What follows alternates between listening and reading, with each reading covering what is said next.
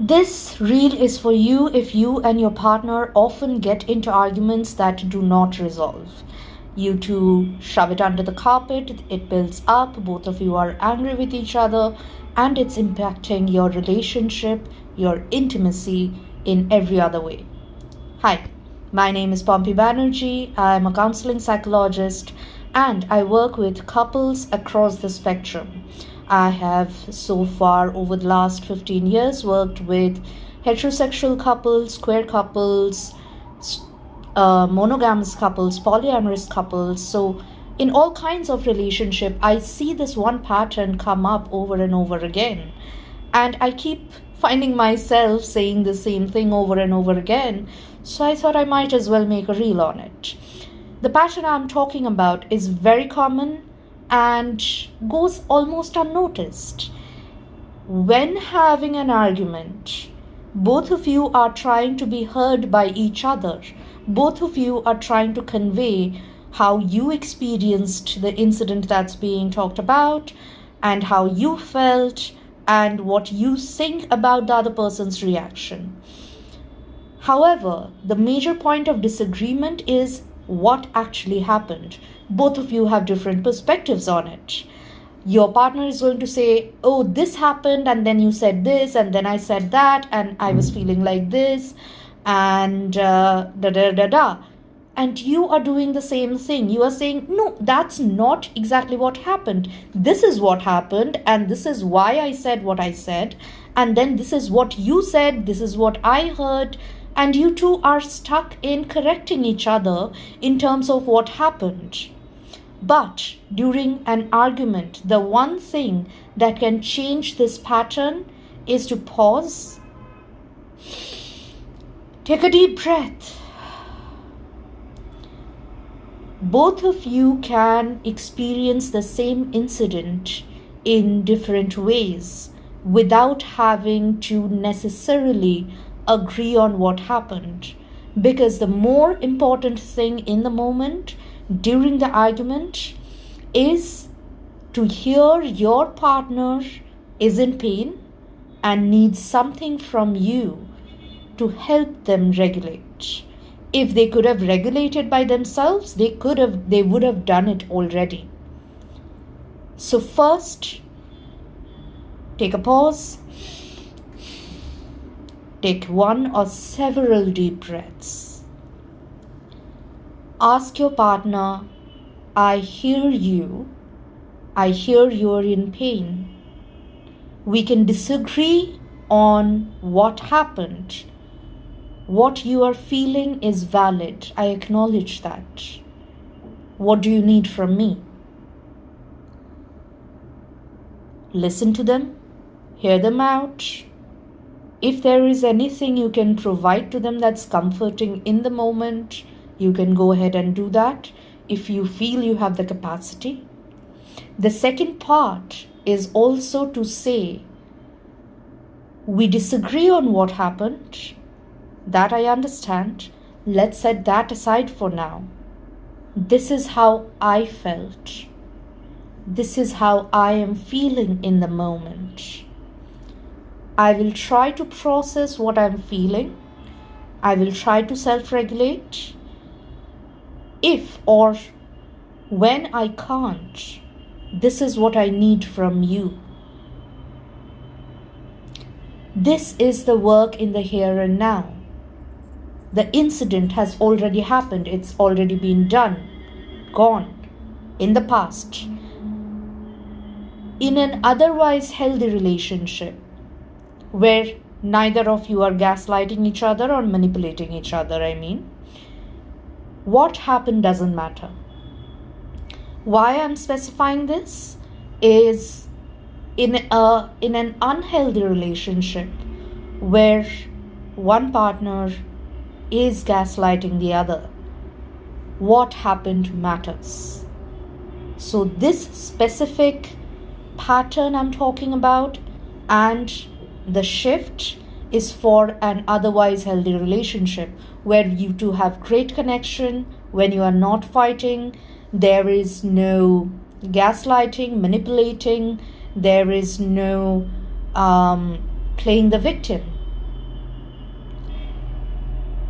The sign of an abusive relationship is, well, there are two patterns that play out in an abusive relationship.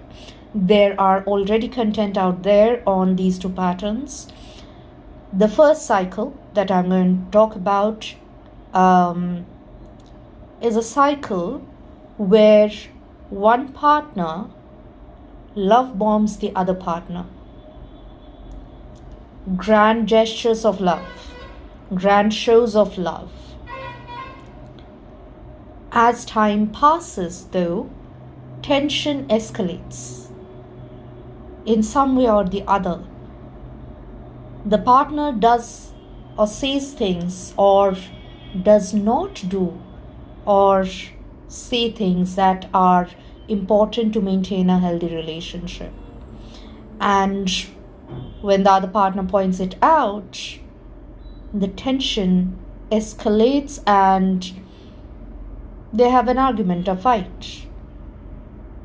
It becomes bad, but then the first partner, who was love bombing, they apologize, only verbally.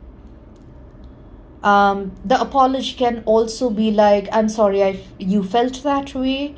I'm sorry if I hurt you. These are not actual apologies.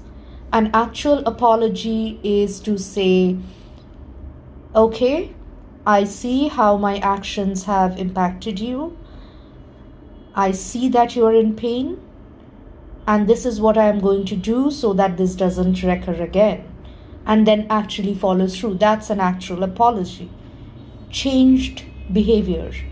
Action that backs up the apology. Right? Now, in an abusive or unhealthy relationship, there is only a verbal apology, love bombing again, and the cycle repeats. Right? Love bombing, tension escalating, a fight, apology and back to honeymoon, love bombing again. It keeps continuing. It keeps the other partner feeling so destabilized that it becomes very difficult for them to even figure out what's going on, to even name that they are in an abusive and toxic relationship. The love bombing period especially makes them doubt it all the more because they are seeing this one partner who is capable of making them feel so special, so great. And then there are other times when the same person, the same partner changes completely and does and says the most hurtful of things. These two images of the partner does not line up, and it keeps the other partner destabilized. The other thing that happens during the escalation point or during the fight is gaslighting.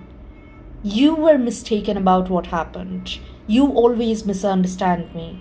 You always blame me.